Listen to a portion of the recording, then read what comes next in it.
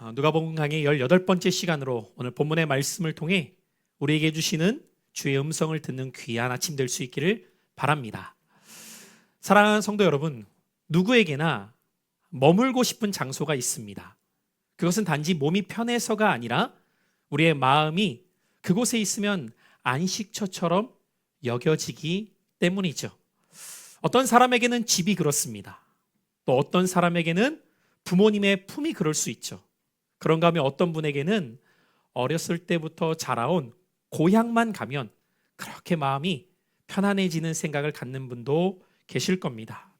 그곳에 가면 마음이 편해지고 마음이 쉬어지고 내가 이곳에 머물면서 잠깐이라도 시간이 멈추었으면 좋겠다라는 생각이 드는 장소가 떠오릅니다. 아마 신앙생활하는 우리들에게 있어서도 그러한 경험들이 있습니다. 어느 수련회에서 눈물을 흘리면서 기도했던 시간일 수도 있고요. 어느 부흥회에서 뜨겁게 은혜를 체험했던 시간일 수도 있습니다. 그런가 하면 말씀을 듣다가 마음이 뜨거워졌던 시간이라든가 찬양을 부르면서 감격했던 시간일 수도 있겠죠. 그런 시간들을 경험하게 되면 우리 마음속에서는 이 시간이 계속되었으면 좋겠다. 이 은혜가 끝나지 않았으면 좋겠다. 이 자리에 계속 머물렀으면 좋겠다라는 마음이 들어오게 되죠. 베드로가 그랬습니다. 우리가 지난 시간 살펴보았던 것처럼 예수님과 함께 변화산에 올랐던 베드로는 황홀한 시간을 경험하게 됩니다. 예수님의 용모가 바뀌었고 하늘로부터 음성이 들려왔고 그곳에서 모세와 엘리야가 함께 있었던 것을 목격하게 돼요. 얼마나 베드로가 좋았으면 예수님께 이곳에 우리가 초막을 짓겠으니 함께 이곳에 거하였으면 좋겠습니다 라고까지 말씀을 드리죠. 그런데 예수님은 초막을 짓겠다던 베드로의 말을 거절하시고 산 아래로 내려오십니다. 왜 예수님께서는 산 아래로 내려오셨던 것일까요? 바로 그곳에 사명이 있으셨기 때문이죠. 산 아래에는 예수님을 기다리고 있었던 귀신 들린 아이가 있었고 병든 사람들이 있었고 길 잃은 영혼들이 있었습니다.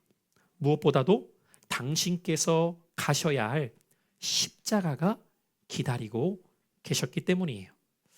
예수님의 목적은 영광의 산에 머무르는 것이 아닌 하나님께서 맡겨주신 사명을 감당하는 것이 그분의 삶의 목적이셨기 때문입니다. 사랑하는 성도 여러분, 어떤 면에서 저는 오늘날 교회가 가장 잊기 쉬운 진리가 바로 여기에 있다고 생각합니다. 무슨 말입니까? 우리는 예배를 참 좋아해요. 은혜 받는 것도 좋아합니다. 그런데 우리가 가서 감당해야 될 사명의 자리를 외면하고자 할 때가 있다는 것이죠. 여러분이 주일에 은혜를 받아도 이 주일이 마치고 난 다음 월요일이 또다시 우리에게 찾아오게 되죠. 그러면서 어떤 이는 집으로, 어떤 이는 직장으로, 어떤 이는 또다시 학교로 가야 합니다. 그런데 여러분이 돌아가셔야 될 그곳은 여러분을 환영하고 여러분에게 행복한 것을 주어지는 자리이기보다는 여러분이 감당해야 될 사명과의 씨름 속에 힘겨운 시간들이 또다시 시작될 상황들이 많습니다. 사람 때문에 시달려야 할 때도 많습니다. 그래서 때로는 우리는 그 자리를 피하고 싶을 때가 있어요. 주님, 그냥 예배당에 머무르면 안 됩니까? 주님, 그냥 은혜 받는 것으로만 만족하면 안 됩니까? 마치 베드로가 말한 여기가 좋사오니 라는 표현처럼 주님, 여기에 그냥 머물렀으면 좋겠습니다. 아마 청소년들 같은 경우는 내일이 오지 않았으면 좋겠죠. 내일부터 시험 기간이거든요. 주님, 그냥 오늘이 끝나지 않았으면 좋겠어요. 아마 직장이 너무 힘든 분들은 내일이 오지 않았으면 좋겠어요. 출근하지 않았으면 좋겠거든요. 또 가정에서 힘겨운 일들이 있는 분들은 그 가정으로 돌아가는 것이 편치만은 않으실 겁니다. 세상을 살아가는 우리의 삶이 때로는 너무 힘겹게 여겨질 때가 있어요. 그리고 그곳에서 믿음으로 살아가는 것은 더 힘들게 여겨질 때가 있습니다. 어쩌면 그러한 장소가 우리 모두에게 변화산과 같이 여겨질 때가 있죠. 왜요? 이곳이 그냥 은혜의 장소로서 변화산처럼 여겨지며 산 아래로 내려가고 싶지 않은 장소이기 때문입니다. 그런데 예수님께서는 제자들을 데리시고 산 아래로 내려오셨습니다. 그리고 놀랍게도 오늘 이어지는 말씀에 보면 산 아래로 내려오신 예수님께서는 제자들과 다시 산으로 오르시는 것이 아니라 제자들을 향하여 세상으로 가라고 명하시는 것을 보게 됩니다. 그래서 이 누가복음 10장에 붙은 별명이 있습니다. 이 누가복음 10장에 붙은 별명은 파송장이라는 별명이 있어요. 파송이 무엇입니까?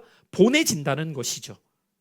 예수님께서는 제자들을 세상으로 보내시기를 원하십니다. 특별히 오늘 말씀에 보면 70명의 제자들을 둘씩 짝지어서 각 마을로 파송하시는 내용이 기록되어 있어요. 이것은 단순히 전도 여행을 보내시는 것이 아닙니다. 오늘 이 말씀이 우리에게 중요한 이유는 예수님의 제자는 어떤 사람인가를 보여주고 있기 때문입니다. 예수님의 제자는 한마디로 예수님 곁에만 머무르려고 하는 것이 아니라 예수님이 보내시는 곳을 향해 나아가는 자들이 예수님의 제자라는 것입니다. 자, 같이 한번 따라해 보실까요? 제자는 예수님 곁에만 머무르는 것이 아닌 보내시는 곳으로 나아가는 자입니다. 자, 그렇다면 여러분, 오늘 우리는 이 말씀 가운데에서 과연 나는 보냄받은 곳으로 나아가는 제자인가를 생각해 봐야 한다는 것입니다.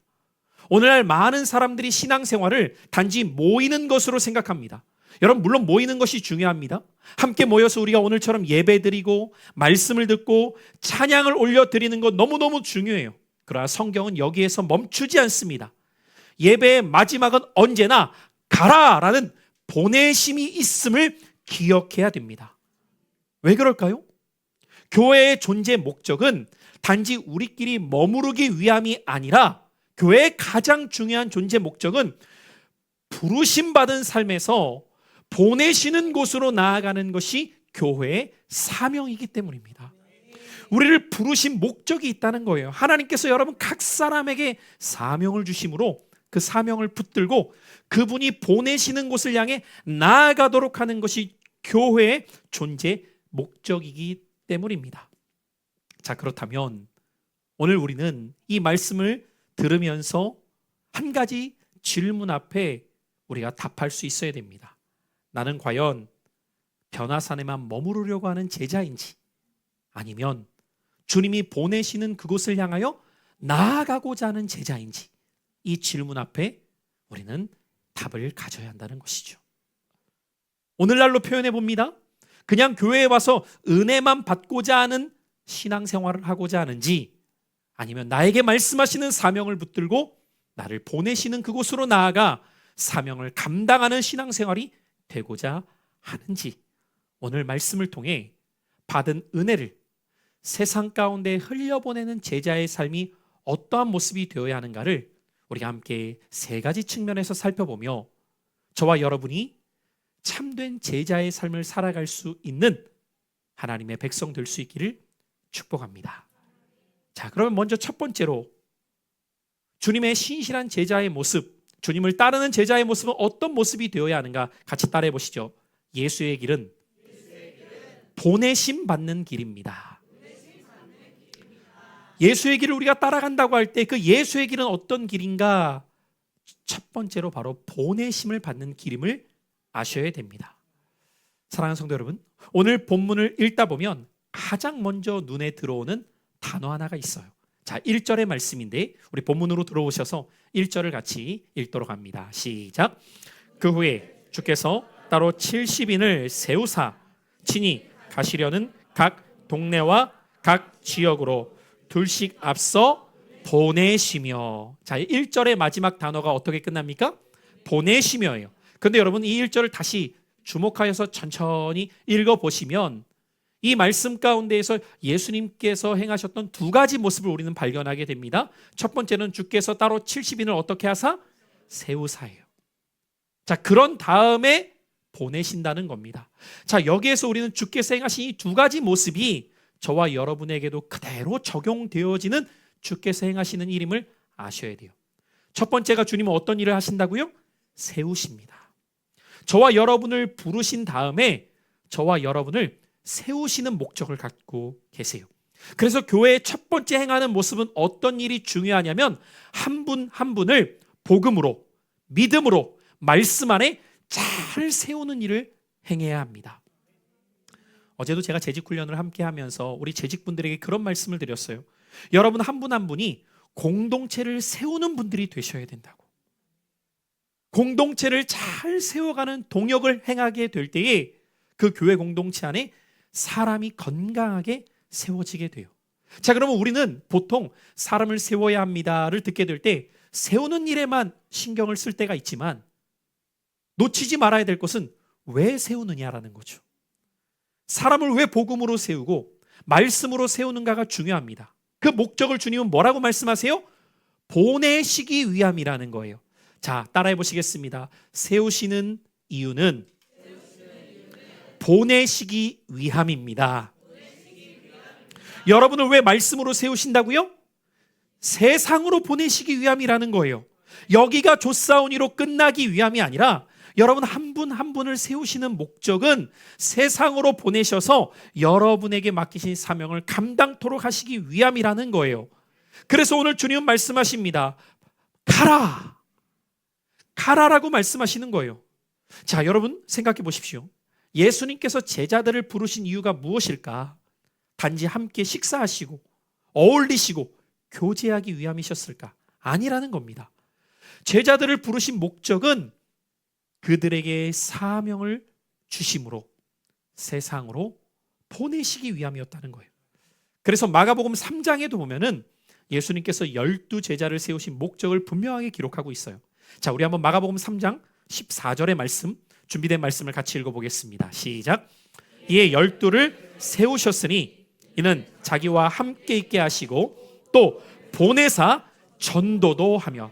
여러분 이 말씀 잘 보세요. 12를 세우셨어요. 그리고 먼저 어떻게 하시죠? 함께 하십니다. 자기와. 여러분 교회에 나오는 목적은 어디 있으셔야 되냐면 예수님과 함께 거하심으로 예수님이 여러분을 세워가심을 경험하셔야 돼요. 여러분이 이곳에 나오셨을 때에 이곳에서 예수님과 함께함을 경험하셔야 합니다. 그리고 그 시간들을 통하여서 세워짐으로 궁극적으로는 여기에서 그치는 것이 아니라 그분이 여러분을 반드시 파송하십니다. 훈련하신 다음에 파송하세요. 여러분 군대를 생각해 보십시오. 군인들이 입대하면 제일 먼저 가는 곳이 자대 배치가 아닙니다. 훈련소예요. 그래서 훈련소에서 훈련을 해요. 왜 훈련을 시키죠? 군인 정신을 깃들여서 군인으로서 세워서 그를 파송하기 위함이죠. 그래서 자대에 배치받은 다음에는 계속해서 임무를 숙지하고 숙달하면서 군인으로서 세워진 그가 어떠한 장소로 파견되어지고 파송되어져도 그곳에서 사명을 감당할 수 있도록 하는 것이 목적이듯 주님은 교회로 우리를 먼저 부르셔서 여러분 한 분 한 분을 주님과 동행하는 시간 속에 잘 세우시고 그분이 보내실 때에 기꺼이 보냄받는 장소로 나아가도록 하시기 위함입니다. 그래서 성경은 모임보다 파송을 더 강조해요.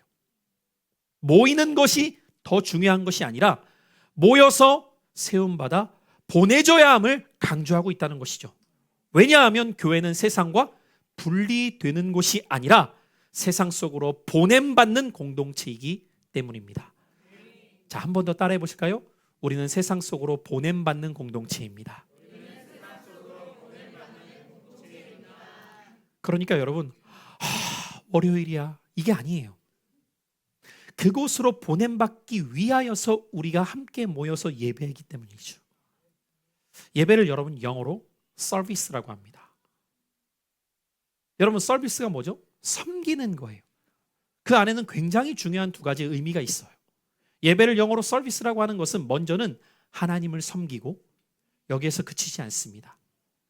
우리를 보내신 세상으로 나아가 세상을 섬겨 나가는 주의 백성이 되는 것이 예배이기 때문이에요. 그러니까 여러분 예배를 드리는 목적은 두 가지가 있으셔야 돼요. 이 예배를 통해 우리가 먼저는 하나님을 잘 섬겨 나가는 시간입니다. 그런데 한 걸음 더 나아가서 그 하나님을 잘 섬기는 우리들이 하나님께서 보내시는 예수님께서 보내시는 장소로 나아가서 세상을 주님의 뜻 가운데 잘 섬겨 나가는 자들이 되어야 합니다. 자, 그래서 여러분 여쭤볼게요. 예배의 마지막 순서가 뭐예요? 축도죠, 축도. 여러분, 축도를 영어로 뭐라고 하는지 아십니까? 샌딩이라고 합니다. 샌딩은 보내는 거예요. 그러니까 축도는 어떤 시간이냐면, 아, 예배 끝났구나, 이 시간이 아니에요. 이제 예배가 끝났구나. 그게 축도가 아니라, 축도는 무엇이냐면 여러분을 축복하며 파송하는 시간이라고요. 이제 세상으로 나아가십시오. 그리고 그곳에서 하나님 맡기신 사명을 감당하셔서 하나님 나라를 세우는 자들이 되십시오. 이 축복하며 보내드리는 기도가 축도란 말이에요. 가장 중요한 시간이에요. 내가 지금 이 예배를 드린 목적이 무엇인가를 되새기는 시간이라고요. 내가 이 예배를 드려서 이제는 어떻게 살아가야 될지를 되새기는 시간이 바로 축도를 통해서 나를 보내시는 그곳에 내가 기꺼이 나아가 맡기신 사명을 감당하겠습니다. 이 마음을 가지고 받는 시간이 축도예요, 여러분.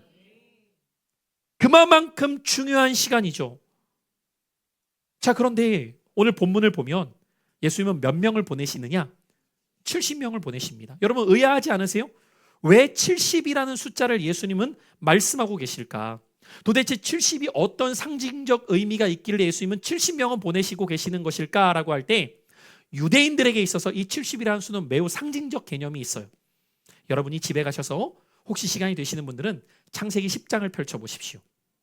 창세기 10장은 어떤 말씀이 기록되어져 있냐면 노아의 후손들이 이제 열방을 품는 민족이 되는 민족에 대한 말씀이에요. 자, 성경 퀴즈입니다.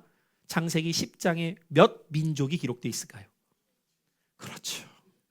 여기서 60 말하면 센스가 없는 거죠. 창세기 10장에 기록된 민족의 수가 70민족입니다. 다시 말해 유대인들에게 있어서 70이라고 하는 숫자는 온 세상 사람들을 뜻하는 수예요. 자, 그러면 예수님께서 70명을 파송했다는 것은 어떤 의미입니까? 온 세상으로 나아가서 사명을 감당하라는 거예요. 매우 의미 있는 말씀을 지금 하고 계시는 거죠. 즉 예수님은 복음이 어떤 특정한 사람이나 특정한 민족에게만이 아니라 모든 민족에게 이 복음이 전파되어야 한다는 거예요. 자, 그러면 이 모든 민족에게 복음이 전파될 때에 그 일을 누가 감당하느냐? 보내심 받는 저와 여러분이에요. 저와 여러분을 통해서 하나님은 열방 가운데 이 복음이 선포되어지기를 원한다는 것이죠. 그렇다면 여러분, 전도는 누가 하는 일입니까? 믿음 좋은 사람이 하는 거죠? 아니요. 특별한 사람이 하는 거죠? 아니요. 목사가 해야 되죠? 아니에요. 우리 모두 부름받았기에 우리 모두의 사명이라는 것입니다. 어제도 버스킹 전도를 로데오에서 했는데 참 감사했던 것은 우리 청소년부터 시작하여서 청년과 장년에 이르기까지 우리 성도님들이 참 많이 나오셔서 그곳에서 함께 찬양하고 지나다니 이들에게 복음을 직간접적으로 흘려보내게 되었습니다.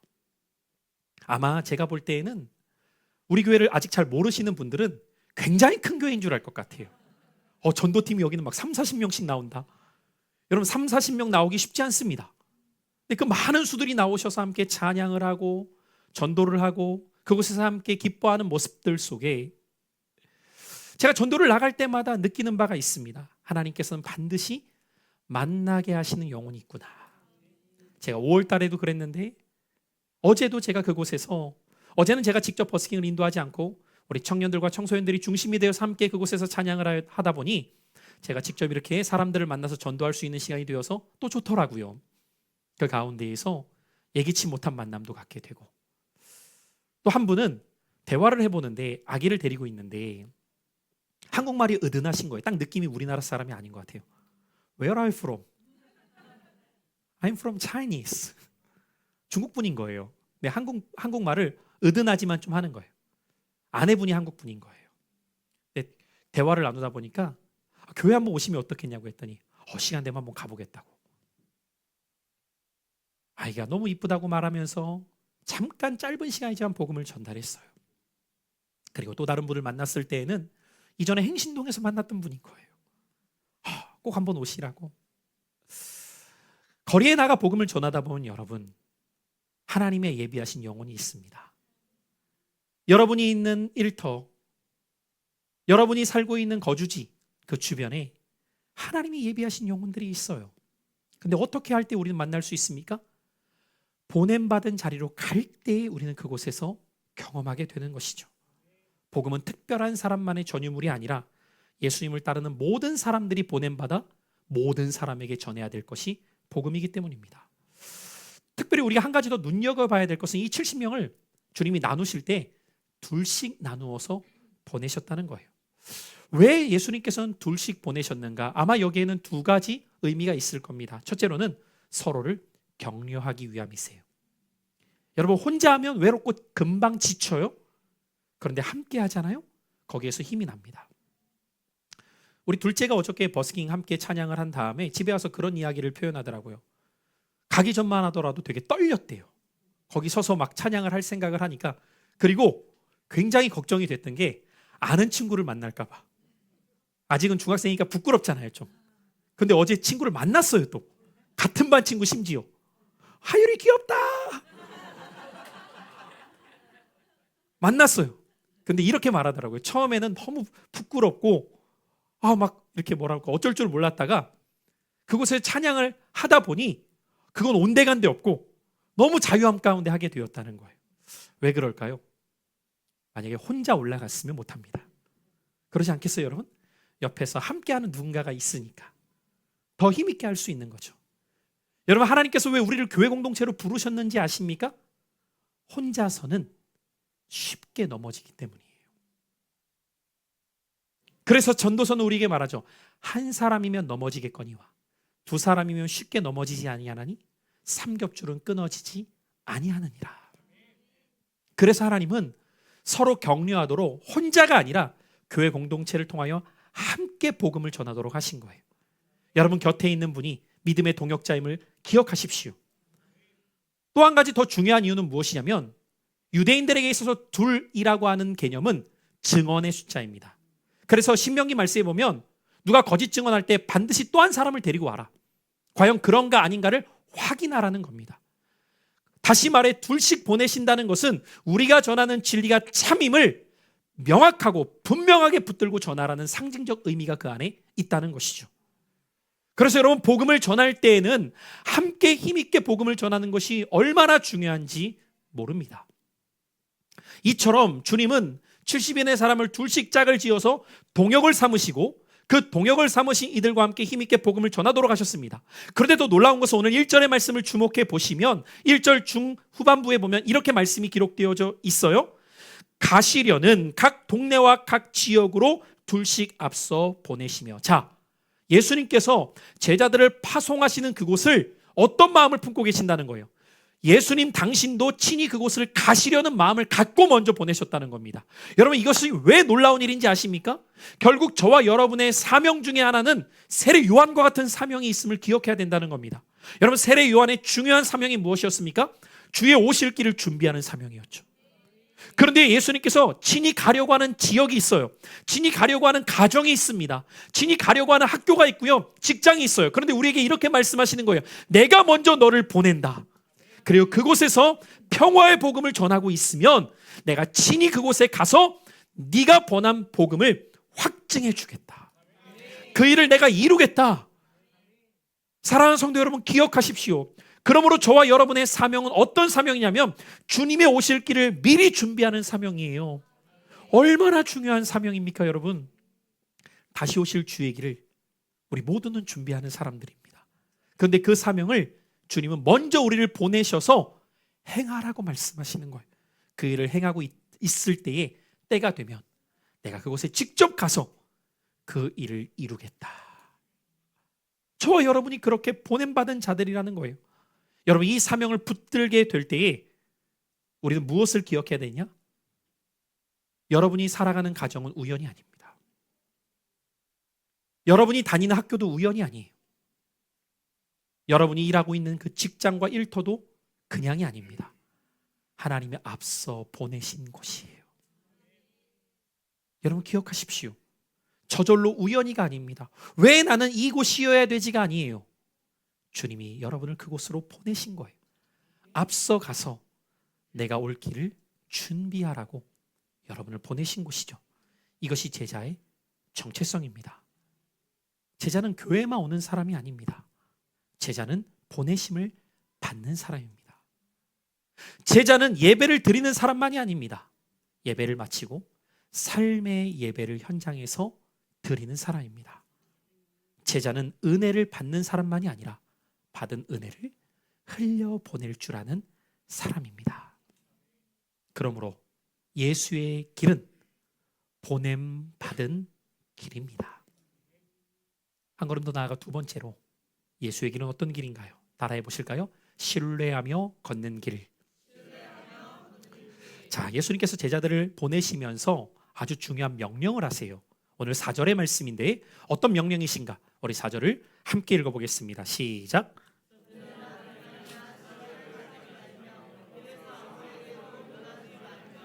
여러분, 이 말씀을 읽다 보면 우리가 좀 당황하게 됩니다.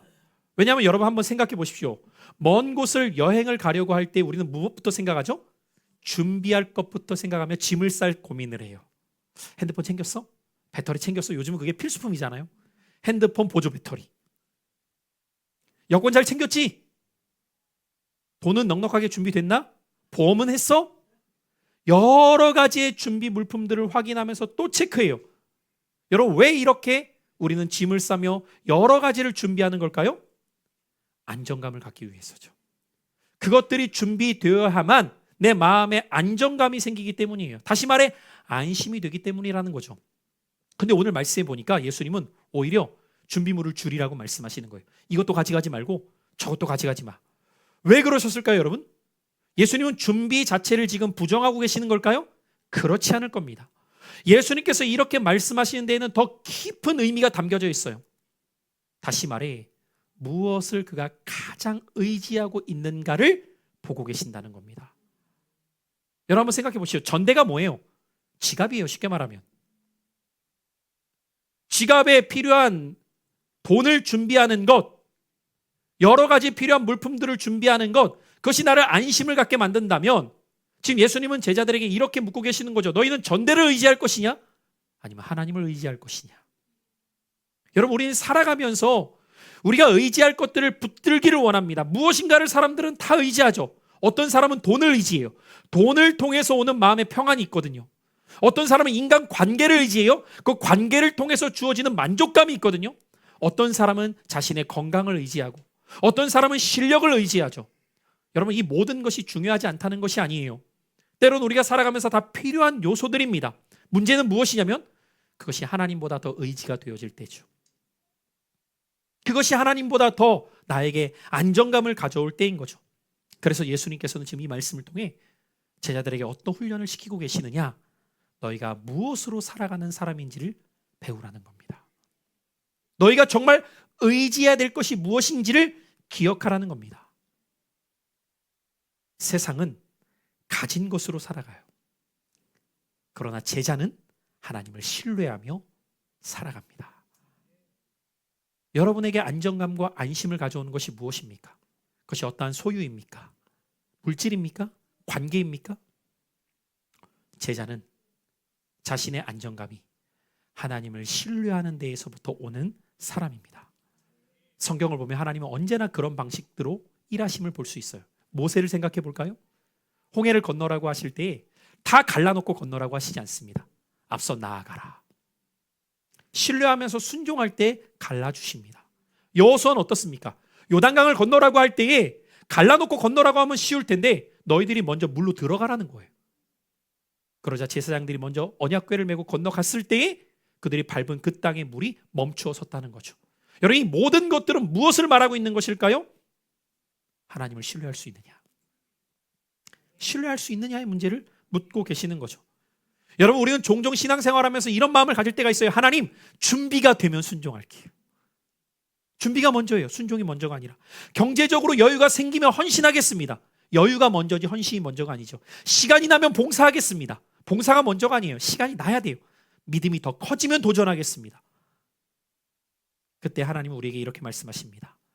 순종할 때 내가 준비시켜 주겠다. 누가 경험했죠? 아브라함이에요. 아브라함에게 독자 이삭을 바치라고 하셨을 때 뿔이 나무에 걸린 순양을 먼저 보여주신 게 아니죠. 그가 먼저 순종할 때 여호와 이레의 하나님을 경험케 하십니다. 여러분, 이것을 성경은 믿음이라고 해요. 모든 것이 준비된 다음에 행하는 것이 아니라 내 생각에는 준비되어지지 않은 것처럼 보여도 그분의 말씀을 따라 움직여 볼 때에 그분의 예비하심을 경험하게 됩니다. 예수님께서는 제자들에게 전대를 내려놓게 하심으로 그들에게 사실은 세상의 것들을 의지하는 마음을 내려놓게 하신 거죠. 그때 어떻게 그들은 경험하게 되느냐? 하나님의 공급하심을 경험하게 됩니다. 자, 여기서 우리는 참 중요한 것을 발견해야 됩니다. 따라해 보실까요? 세상의 것을 내려놓을 때 하나님의 공급을 경험합니다. 제가 어린 시절에 우리 자녀들을 키워볼 때에 2살 이때쯤 이제 아이들에게 까까를 이렇게 주잖아요. 그러면 까까 그러면 어떻게 하면 손을 내밀어요. 그럼 딱 움켜쥡니다. 또 까까를 주면 어떻게 할까요? 다른 손을 내밉니다. 손은 3개가 아니잖아요. 2개가 딱 되었어요. 그리고 이 까까보다 더 좋은 걸 제가 만약에 가지고 와서 줄 때에 더 좋은 것을 받을 수 있는 방법은 뭐예요? 그렇죠. 다 아시잖아요. 근데 우리는 어떻게 살아가냐면 세상의 것 붙잡은 상태로 하나님이 주실 걸 달래요. 근데 받으려면 이걸 놔야 되거든요. 못 놔요. 주세요. 받을 손이 없는 거예요. 우리가 이 땅을 살아가면서 하나님께서는 때로는 내려놓게 하실 때가 있어요. 근데 하나님의 목적은 내려놓는 곳에 있지 않습니다. 더 좋은 하나님의 공급하심을 누리도록 하시기 위함이죠. 자, 그럼 제자들은 전대나 배낭이나 아무것도 준비하지 않았을 때 굶어 죽었을까요? 자, 누가복음 22장으로 가볼게요. 놀랍게도 그들이 다 내려놓고 갔을 때 무엇을 경험했는가? 35절입니다. 앞에 준비된 말씀 읽겠습니다. 시작. 그들에게 이르시되 내가 너희를 전대와 배낭과 신발이 없이 보내었을 때 부족한 것이 있더냐라고 물으셨을 때 제자들이 이르되 뭐라고 말해요? 없었나이다. 아멘. 여러분 지금 10장에서 다 내려놓고 가라고 했단 말이에요. 근데 22장 가서 이들이 그렇게 해봤을 때 주님이 물으시는 거예요. 너희들 내 말대로 다 내려놓고 가봤을 때 부족한 것이 있었느냐? 정말 굶어 죽었느냐? 근데 제자들이 어떻게 말한다고요? 없었나이다. 여러분 이 경험은 누가 할 수 있는 겁니까? 순종이 앞선 자입니다. 신뢰하며 걷는 자에게 하나님이 어떻게 채우시고 공급하셨는가를 경험할 수 있다는 것이죠. 그래서 때로는 하나님의 말씀대로 순종하며 걷는 길은 두려운 길이기도 합니다. 왜요? 준비된 것처럼 보이지 않을 때가 있거든요. 여러분 제가 오늘 이 말씀을 준비하면서 참 은혜가 되었던 이유는 어디에 있는지 아십니까? 마치 제가 개척했을 때를 다시 떠올리게 만들더라고요. 여러분. 그래서 누군가가 말하는 것처럼 모든 것을 알고 개척하려고 하면 못합니다. 왜요? 준비되지 않은 게 너무 많거든요. 없는 게 너무 많아요. 하박국이 그냥 공감이 돼요. 없어요. 사람도 없고 물질도 없고 시설도 준비된 게 별로 없고 없단 말이죠. 그런데 그 길을 걸어갈 수 있는 건 딱 한 가지입니다. 하나님을 신뢰하느냐. 여호와가 나의 목자이시니 내가 부족함이 없다는 이 말씀, 모르는 사람이 몇이나 있습니까? 신앙생활하는 분들이라면 이 말씀은 다 알아요. 근데 문제는 무엇입니까? 여호와를 목자 삼고 따라보지 못하니까 오늘 부족함이 없었나이다라고 하는 이 제자들의 고백이 나의 고백이 될 수가 없는 거죠. 왜? 걸어보지 않는데 어떻게 경험합니까? 너희는 여호와의 선하심을 맛보아 알지어다라고 말하는데 그 선하심을 맛보기 위해서 그분을 신뢰하며 따라야 되는데 따르지 못하게 될 때 어떻게 경험할 수 있겠습니까?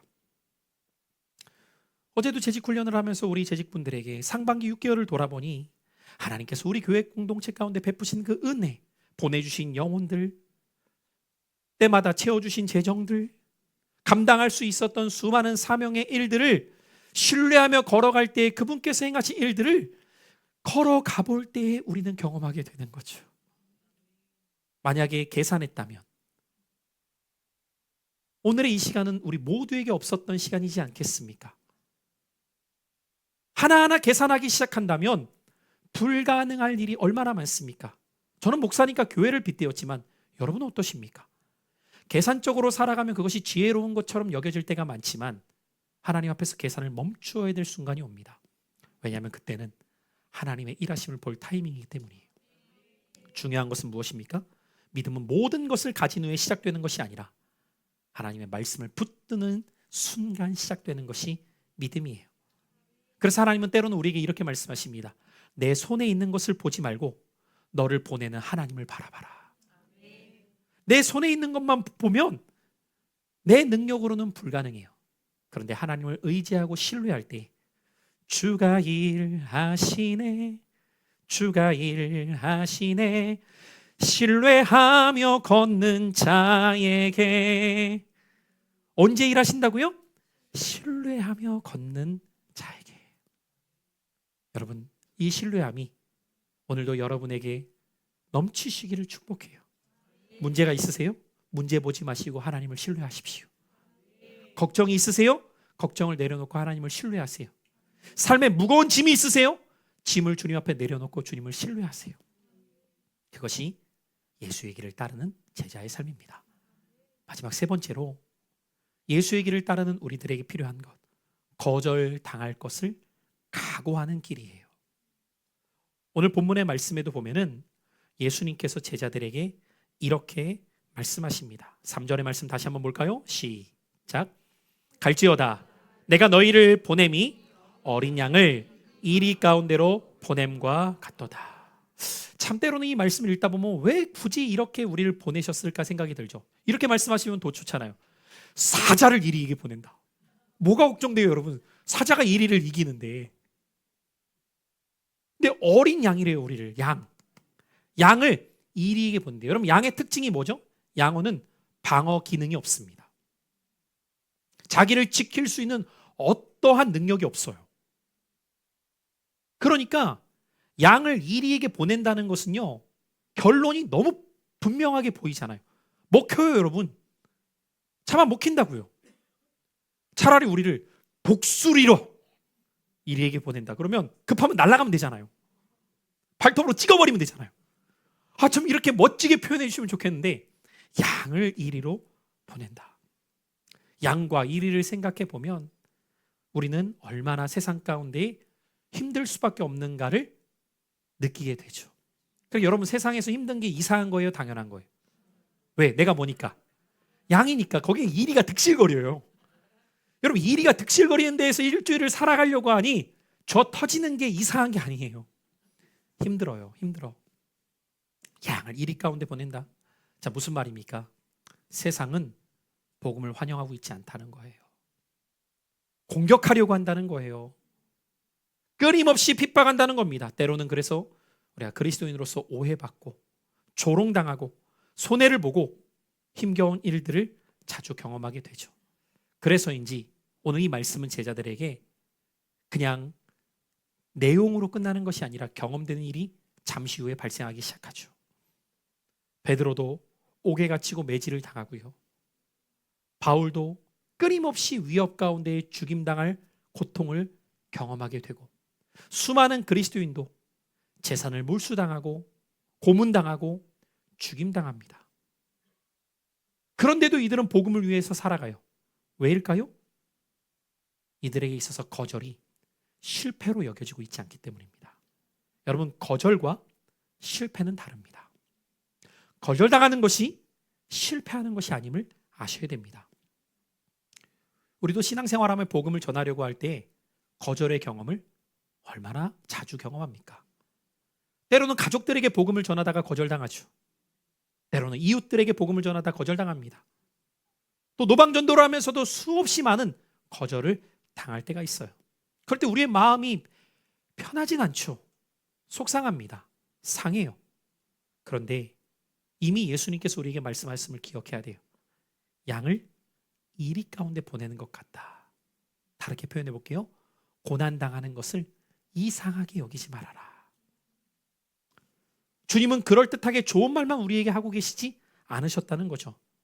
예수님은 제자들에게 너희가 이리에게 가는 것과 같음을 기억하라 라고 말씀하셨다는 거예요. 그런데 이 말씀에서 우리가 잊지 말아야 될 것은, 그러니까 너희도 이리가 되라, 이렇게 말씀하시지 않았다는 거예요. 야, 이리 가운데 살아가야 되니까 너도 일이 돼야 돼, 이렇게 말씀하시지 않았다는 거죠. 무슨 말입니까? 세상의 방식을 따르려고 하지 말라는 거예요. 끝까지 우리의 정체성을 지켜야 된다는 겁니다. 하나님 나라가 확장되는 것은 싸우고 다투서가 아니라는 거예요. 이겨서가 아니라는 겁니다. 이것이 바로 복음의 역설의 진리입니다. 사랑으로 강함을 이긴다. 우리의 누가 그것을 보여주셨죠? 예수님께서 직접 보여주시지 않았습니까? 사랑으로 칼을 이기는 그분의 삶. 그래서 예수님 우리에게 성공을 약속하신 게 아니에요. 예수님이 우리에게 약속하신 바는 동행입니다. 내가 너희와 함께 할 거다. 거절당해도 두려워하지 말아라. 내가 너희와 함께 할 거다. 그러므로 여러분, 우리는 결과를 가지고 논하는 것이 복음이 아닙니다. 세상은 모든 것을 결과로 평가해요. 과정이 어떠하든 중요하지 않아요. 결과예요. 그러나 주님은 우리가 주님의 말씀을 따라 하루하루 살아가는 여정을 귀히 여기십니다. 몇 명을 전도했느냐, 몇 사람이 모이느냐, 그것을 보시는 게 아니라는 거예요. 우리가 그분의 뜻에 얼마만큼 순종하고 있는가, 충성을 다하고 있는가, 그것을 주님은 기뻐하십니다. 그러니까 오늘 말씀에서도 거절당하고 외면당할 때 두려워하지 말라고 주님이 말씀하시는 이유는 결과는 주님이 책임지신다는 거예요. 우리가 행할 일은 순종하면서 걸어가면 된다는 거예요. 10절 이하의 말씀에서도 예수님은 그래서 그런 말씀을 하시는 겁니다. 세상에서 너희가 조롱을 당하고 뭐 할 때에 되돌아서서 가는 것을 두려워하지 말아라. 왜냐하면 책임은 내가 질 것이기 때문이다. 우리가 할 일은 단 한 가지, 충성스럽게 주어진 사명을 따라 복음의 씨앗을 뿌리는 거예요. 제가 목회를 해보면서 깨닫게 된 바가 있습니다. 이 씨를 뿌릴 때 여러분, 열매를 맺는 시기가 다 다르더라고요. 말씀의 씨앗을 뿌립니다. 이 씨앗이 성도님들의 심령 가운데 심겨지거든요. 그런데 그 씨앗이 싹을 틔우고 열매를 맺는 것이 똑같지 않더라고요. 어떤 분은 빨리 맺는 분이 있어요. 왜요? 마음이 옥토였기 때문이에요. 그분은 빨리 맺어요. 빨리. 어떤 분은 정말 1, 2년 만에 너무 신앙이 아름답게 막 쑥쑥 자라가는 분이 계시거든요. 근데 어떤 분은 좀 오래 걸려요. 3년이 지나고 5년이 지나도 뭐가 쉽게 보이지 않는 것 같아요. 아유, 안 나려나 보다 싶은데 안 나려다 보나 그때의 싹이 나와요. 참 신기하죠. 그러면서 제가 한 가지 깨닫고 배운 게 무엇인지 아십니까? 때는 내가 정하는 게 아니구나. 때는 하나님이 정하시는 거구나. 여러분, 여러분이 복음의 씨앗을 뿌릴 때 척박한 땅을 만날 때도 있어요. 참 안 나는 것처럼 보일 때 포기하면 끝납니다.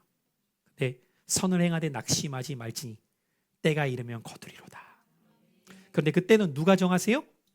하나님의 때예요. 우리의 때가 아니에요. 그러니까 농부가 할 일은 씨를 뿌리는 것까지는 할 수 있지만, 물을 주는 것까지는 할 수 있지만, 싹이 나고 열매를 맺히는 것은 농부가 할 수 있는 역할이 없어요. 그것은 하나님께서 행하실 일이기 때문입니다. 우리가 행할 일은 한 가지, 순종으로 신뢰하며 뿌리는 일이에요. 그래서 오늘 예수님께서 우리에게 원하신 것은 오늘 2절에도 기록된 것처럼 추수할 것은 많은데 일꾼이 적다라고 할 때 우리가 주님을 향해 이렇게 반응할 수 있어야 됩니다. 주님, 내가 여기 있으니 나를 보내소서. 이사야의 고백처럼 주님, 내가 여기 있으니 나를 보내주시옵소서. 오늘 이 아침 저는 말씀의 결론을 맺고자 합니다. 사랑하는 성도 여러분, 산에만 머무르려고 하는, 변화산에 머무르듯 예배당에만 머무르려고 하는 신앙이 아니라 산에서 내려와 세상으로 가야 합니다. 가정으로, 일터로, 여러분이 살고 있는 주변으로 가셔서 복음의 씨앗을 뿌리는 사명을 감당할 때에 주님은 우리를 동역자로 삼으셔서 그분의 공급하심 가운데 하나님이 행하시는 일들을 우리 모두가 다 경험하게 될 줄로 믿습니다. 여러분, 세상에서도 생각해 보세요. 가장 고귀한 일을 어떤 일이라고 말하죠? 사람 살리는 일입니다. 그보다 더 귀한 일은 없어요. 하나님이 저와 여러분을 가장 고귀한 일로 부르셨어요. 생명 살리는 일로, 영혼 살리는 일로. 그래서 우리는 오늘도 이 복음의 씨를 뿌리는 거예요. 하나님, 눈물로 씨를 뿌리는 자가 기쁨으로 거둔다고 말씀하셨사오니 낙심하지 말고 포기하지 말고 이 복음의 씨앗 들고 오늘도 나를 보내신 곳으로 기꺼이 나아가 사명을 위해, 하나님 나라를 위해, 영혼을 살리기 위해 살게 하여 주옵소서. 오늘도 함께 찬양하며 기도할 때 그 길은 평안한 길, 평탄한 길만이 아닙니다. 때로는 고난의 길, 좁은 길이에요. 그럼에도 우리가 그 길을 걸어가야 되는 이유, 예수님이 가라 명하셨고 말씀하신 그분이 우리와 함께 하시기 때문입니다.